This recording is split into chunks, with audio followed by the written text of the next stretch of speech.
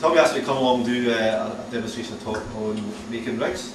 So I'll do that. And a couple of other things I want to talk about as well, following on from what Colin McCarroll was talking about last week. So I'll maybe make a couple of rigs to show you just the mechanics of making them. It's something I've done before and people found useful, you know, it's just a few tips and that's it. Then talk about using some of them. So I'll keep my talk mainly to some rigs we talked about the Main Loch, because that's following on from what Big Davey was saying in his video, and Colin. I know you're going through silent one, but I'll go through a couple of rigs for the Main Loch and keep it that situation.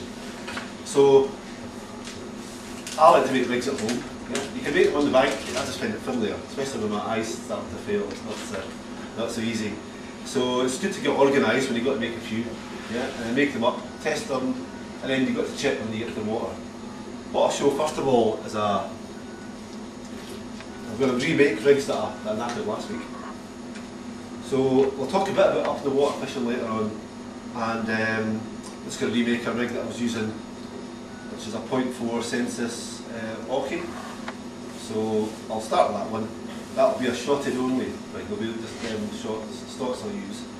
And the other rig will be an Olivet on it, so you'll see a bit about that.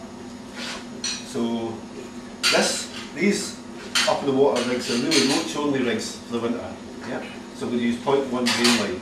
This is £2 dye what I'm using here. But 0.1 is just fine. When you fish up the water, the rigs should be nice and supple. That's the most important thing. Too heavy line makes it really stiff and ungainly. So I wouldn't go heavier than 0.1. So we use 0.1 line. First job, might not be easy here, to get the float on.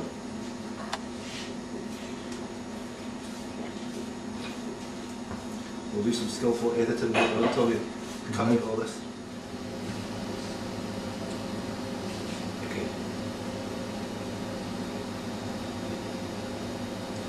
Okay, so the important thing that you'll see there, I'm talking about now, is the rubbers on a wire stem float. Colin was talking last week about the wire stem being important to help it cut through the surface when you're actually fishing up the water, and it does help rather than using the carpet, you have to be cool. So, another thing Big Davey said as well, for wire, certainly you always need at least 3 rubbers. Yeah? One at the bottom, one underneath the float, and one halfway. And that, when you're moving the float, that stops it bending or breaking. In fact, in the other float I'll use a concrete floor on. Another thing with rubbers as well, the bottom one should be long enough to overlap the end.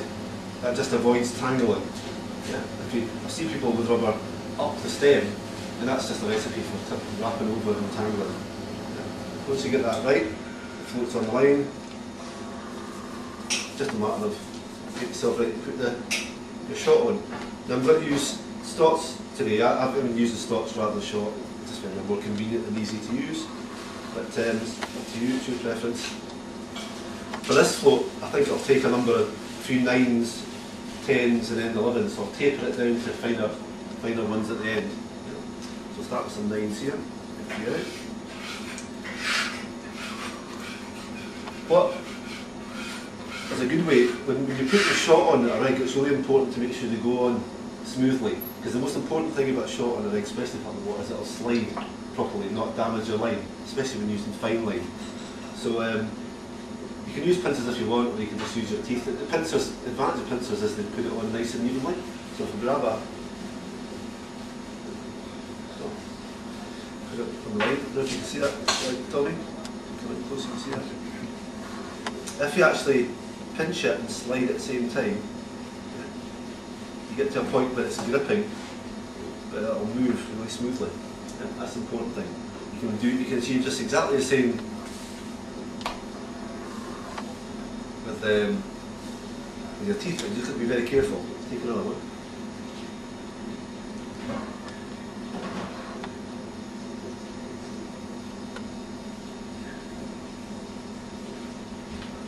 So be careful when you put it on, because you're applying the pressure at one point in the middle. So just so it'll slide. It's important you test it for sliding. So I'll put a few of these on.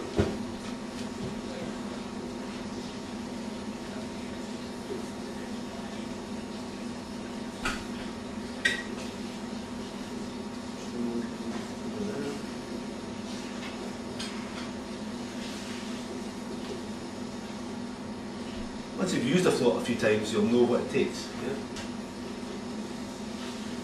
We've got this one sorted out. I'll start tapering it down to sort of finer ones now. I've got the 10s.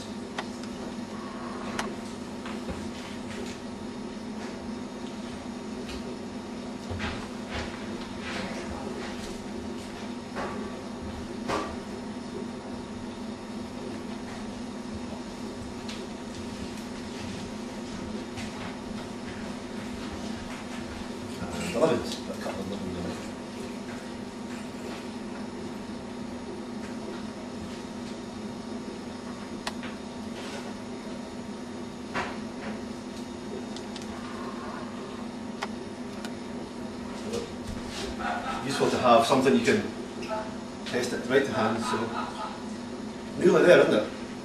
Nearly there. One more 11.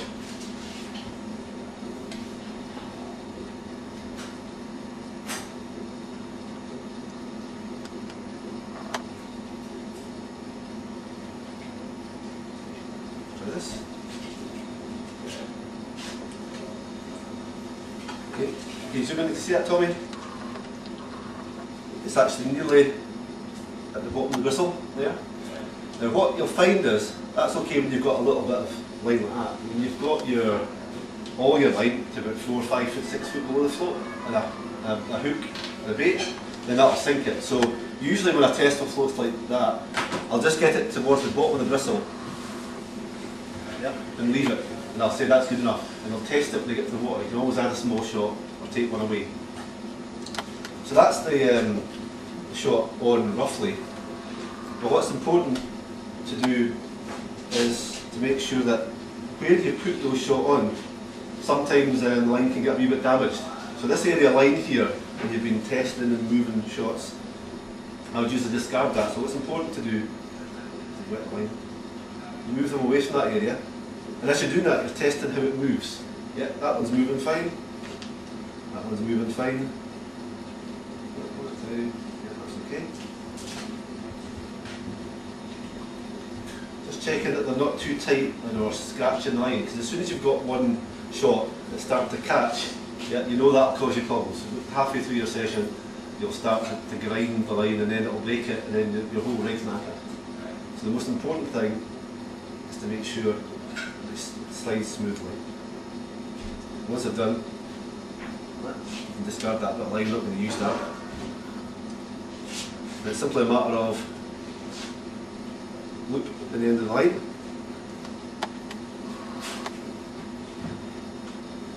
You can buy loop tying devices for doing this, but I usually just do it by hand myself.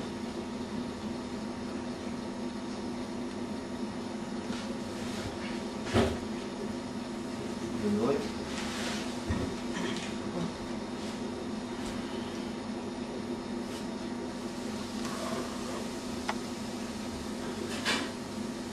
Okay, that's my rig nearly ready. What I tend to do is leave the shot quite much together, because the next thing you're going to do is go and test that. I'll talk later about shorting patterns for here. It's ready for the winder. Now I know that I'm going to put this on without a hook. I'll add the hook length later. On there. I'm going to give this about 15 tons.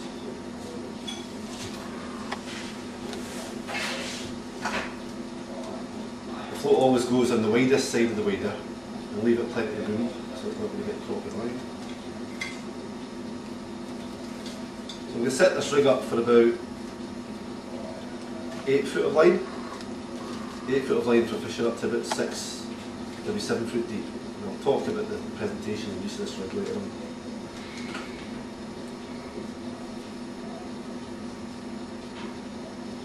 Finish up the loop at the end of the line.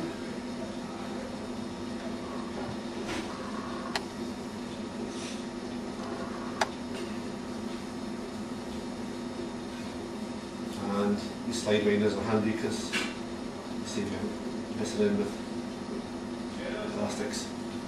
Okay, so there's a rig made. But the most important thing is that you know you can trust those shots will move properly and they're not going to damage your line. So main reasons are you don't damage your rig or break it when you're fishing, but also if you hook a big fish, it's not going to break because the line's weakened. Yeah, that's happened there.